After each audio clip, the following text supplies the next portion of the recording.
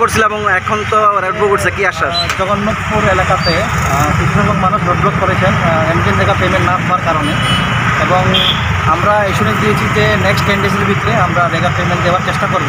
তার জন্য আরটি দপ্তরের সাথে কথা হয়েছে এবং ডিএম স্যার এসেছেন এবং ইনি নিজে এসুরেন্স দিয়েছেন যে আমরা কথা বলে এটাকে আগে নিয়ে যাবো এবং পেমেন্ট করার চেষ্টা করবো 10 দিনে।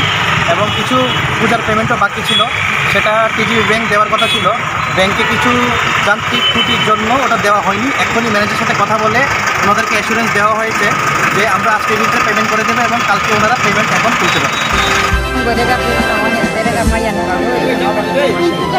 Pwedeng may si Maya bumasi si Maya.